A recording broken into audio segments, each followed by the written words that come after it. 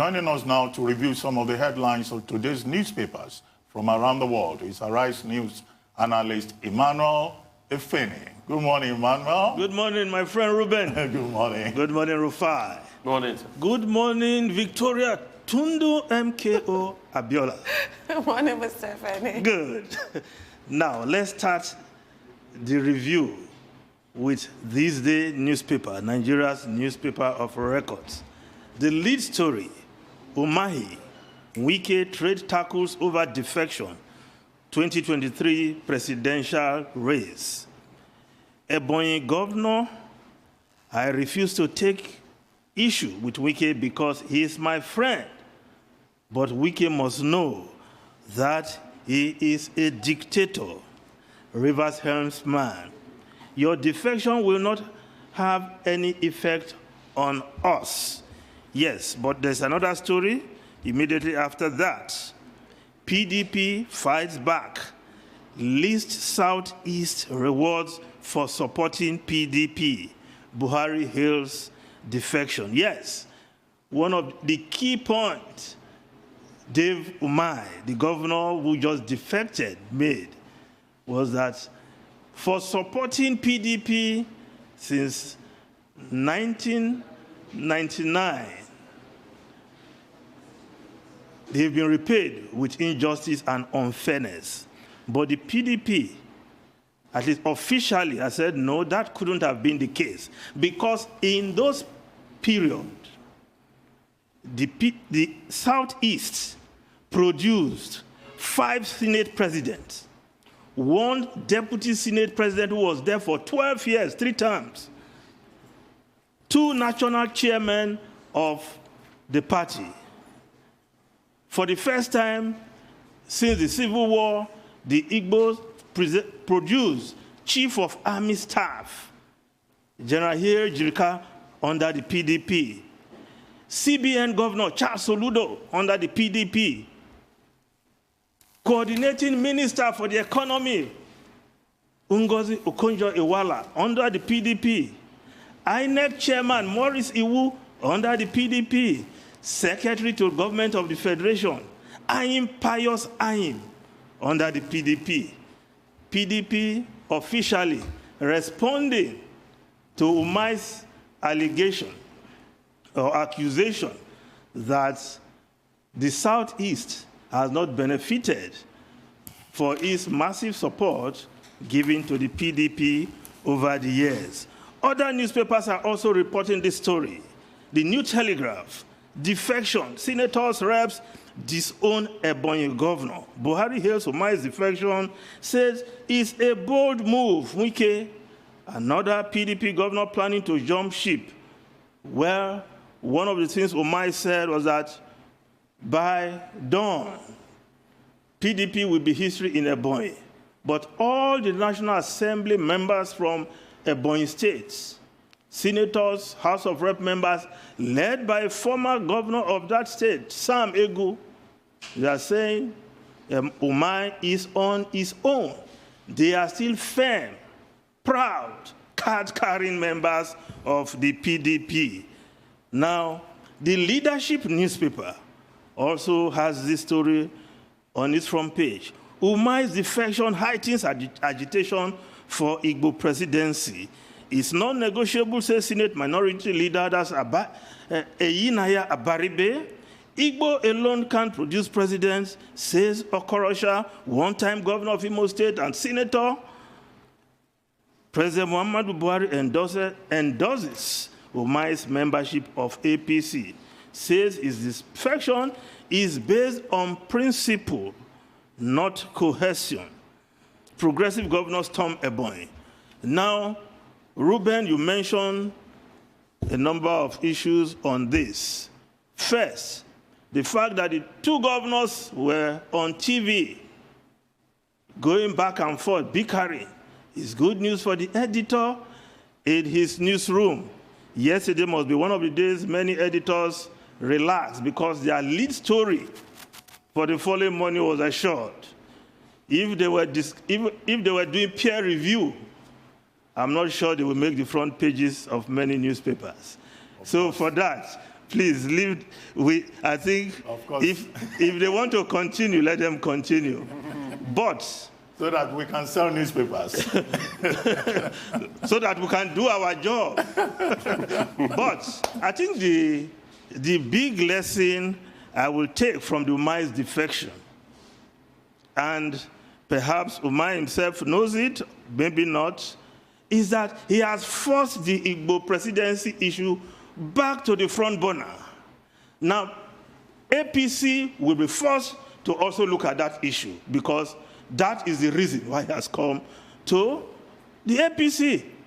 And what we've been seeing in the past is certain persons somewhere, what Chief Bode George will call a Sigbe, deciding that they are going to run for the presidency, making it an issue for another zone. But Umahi's movement to APC will also change the conversation on the APC side. I'll be surprised if the APC cannot sweep the Igbo presidency issue under the carpet. Now, if we look at other newspapers, before I come back to you quickly, Vanguard newspaper, Army, CNN, trade tackles over Lekki shootings. Buratai insists Army will never operate outside its rules of engagement.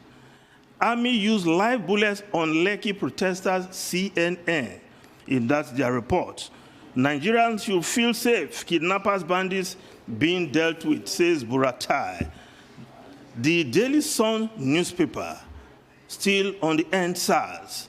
NSAS, UK moves to sanction Nigerian officials. British Parliament to debate punitive actions on November 23.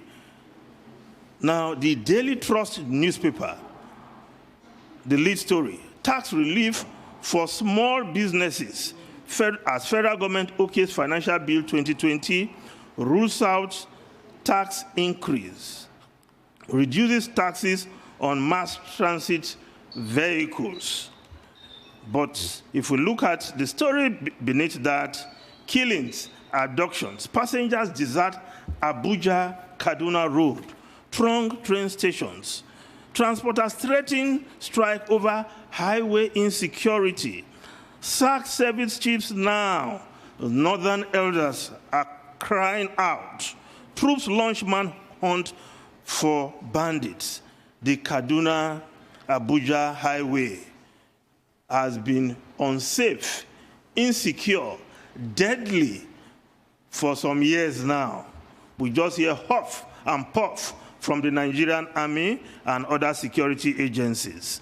Now, the Punch newspaper, bandits demand 100 million naira for 6 assistant superintendent of police in Katsina kidnappers' den. 1 policeman escapes with bullet wounds. Victim's family raising 0.5 million naira each, $500,000 naira each. Southeast transporters threatening to boycott Lagos, not routes over robberies, others. Now, Daily Independent newspaper, 5 months on, Buhari keeps Nigerians in the dark on ambassadors. This matter, I don't want to go too much into it because my friends are involved. But it must be stated, nobody compelled the president to send nominations, ambassadorial nominations to the National Assembly. He did. And those names have been screened and approved. But months after, they are still in the limbo. They don't know what next. Now, the Guardian newspaper, Nigeria's The Guardian newspaper, anger as federal government eyes 200 billion idle funds, idle in quotes, yes. Shareholders kick over unclaimed dividends. Government has no business with fund. Economists, securities experts warn. Reps worry over rising unclaimed dividends. Yes, the news yesterday that the federal government, in its quest or in its scavenging for funds, wants to dip its hands into unclaimed dividends and dormant accounts. Can you imagine? Well, experts are saying federal government has no business dipping in its hands on such funds. Now, the foreign newspapers quickly will just go to the UK, where the Daily Mail newspaper is reporting Xmas is back on. Plan to allow 4 households to mix the payback 25-day January lockdown. Yes, the British government is planning to allow for the Xmas period that 3 or 4 households could form social bubbles for the festivities, because, of course, there's been cry how in the UK how they are going to spend the Christmas period under lockdown. But now the government is coming out with its own plan. You spend your Xmas together with 4 families, but there will be another lockdown for 25 days thereafter in January. It's a deal. I'm sure many UK citizens will not mind that at all. The Guardian newspaper, the Guardian UK, Prime Minister funds 16.5 billion defense as foreign aid budget faces huge cuts. Yes, big increase in armed forces spending comes in the teeth of the pandemic. And of course, it will also result in cuts in foreign aid.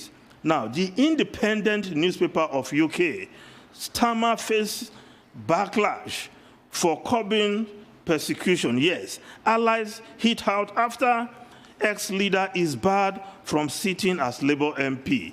Yes, the Labour leader has placed that ban that Jeremy Corbyn, the erstwhile Labour leader, cannot even sit as Labour MP.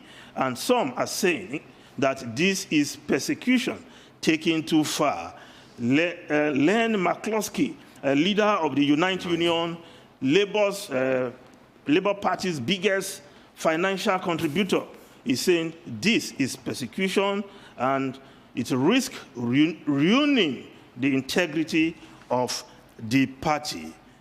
Ruben, Rufai, right, and Tundu. So I want to pick on that story. I think, yeah, great what Keir Starmer did, but Keir Starmer should be careful because that has always been a very formidable faction in the Labour Party, the unions. Unite, apart from being one of Labour's biggest fundraisers, Unite is about the biggest, Labour group in the UK. Len McCloskey and his people wield a lot of power. The time they tried to get Jeremy Corbyn out of the leadership of the Labour Party, the unions that kept on protecting Jeremy Corbyn was the likes of Unite and some other smaller unions, Len McCloskey. So it should be said that Keir Starmer should tread softly. Yes, he has whipped him back to line. He has talked about anti-Semitism, and he has made a very strong point. But barring Jeremy Corbyn from sitting and representing the people of Northern London, where he represents, I think I forget his constituency, I think it's Islington or something. Yes. That's Islington, yeah, he represents Islington. So from barring him from representing the people in his constituency, that might be stretched a little bit too far. Yeah, he has dealt with the matter, because it was a contentious issue in the Labour Party, and it made lots of Jewish people leave, because of the anti-Semitism. But it has to be said, Labour needs to be careful. And also, Rishi Sunak, get your priorities right. I'll just tell you, it's a very tough time for the British economy. Get your priorities right. And I'll just pick one story in Nigeria. The ASPs that are kidnapped. Has it gotten to that point in this country where ASPs are kidnapped and they're asking for ransom? It has gotten to that point. It's a disgrace. So who is safe? Nobody. And the families weren't even notified. It's terrible. Ifeni, yes, let me take on the subject that you said you didn't want to comment on because some of your friends are involved. Well, see, ambassadors represent the president. Yes. They get their postings at his pleasure. Yes. So when you raise the question, why did he send the 42 names to the National Assembly if he was not ready?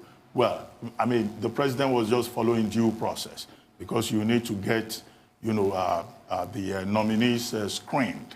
Now, where they are sent to, when they are sent out, it's at the pleasure of the president, as I have said. But what I seem to understand, because I also know quite a few of the persons who are, on that list, is that one, because of COVID-19, some of the other countries that they are likely to be posted to are, hotspots for COVID-19. And is it not safer to just stay in Nigeria or in Africa where, the infection rate is not as high as what you have, for example, in Europe or in Asia? The second challenge that was also pointed out, this time by Geoffrey Onyema, the Minister of Foreign Affairs, when he went to defend the budget of the ministry at the National Assembly, is that, look, many of our missions are poorly funded. In many of those missions, we have funding challenges. We can't pay rent. We can't pay for utilities. And he was recommending that perhaps there will be need to take a second look at these missions. There's no point running an embassy overseas that you cannot even maintain. And for many years, many diplomats have had to complain about the hardship that they go through. But I have no doubts that as soon as the opportunity provides itself, the Ministry of Foreign Affairs, acting on the directive of the President, would announce the postings, because the anxiety will be about the postings. And once that is done, all the other diplomatic processes will follow. I would rather have those appointees, still stay at home here, where, as I said earlier, the infection rate is not as high as what you have elsewhere. Now, presidential spokesperson. No. No, I'm just trying to, play the devil's advocate. No, you have done a good job there. And then, of course, you were talking about what is the issue now, about the Umahi, Wike trading tacos.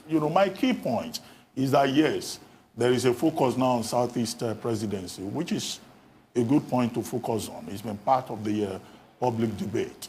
Now, but I said, look, there are ways in which these things can also be managed. And I cited the example of what happened in the PDP in 2014. One governor left, another governor followed. Before you knew it, lawmakers were also defecting. And then something emerged called the new PDP, and the party was beginning to fight against itself. Now, so the focus of the People's Democratic Party should be, how to develop internal mechanisms for managing conflict. I've seen that even in Mbonyi State, some people are saying, good riddance. We don't need him. After all, he has been a supporter of President Buhari. And the man says, look, what they want me to do is to be abusing the president. And he doesn't think that that is what he wants to do. That's his own choice in the matter. But you never know. If the matter is managed differently, maybe the same Umahi who change his mind before 2023 and then say, well, he would rather go back to the PDP because, of course, our politicians. There have been examples of politicians who will move from one party to the second, to the third, to the fourth within the space of 3 or 4 years. So Ruben, you see why no party will pursue that section 68 of the Constitution about whether you are decamping, there is ground for decamping, because they all benefit from it. So it's becoming a normal way for the Nigerian politician. Move here today, return, go back, no problem, as long as your interest is served. Well, you raised the other issue about security. Front page of Punch. Bandits demand 100 million for 6 ASPs in Katsina kidnappers there. Well, and you talked about transporters from the east. Yes. Saying that they don't want to come to Lagos or go to the north. Because of robbery on the highway. Because of insecurity. You recall, that once upon a time in this country, armed robbery went down.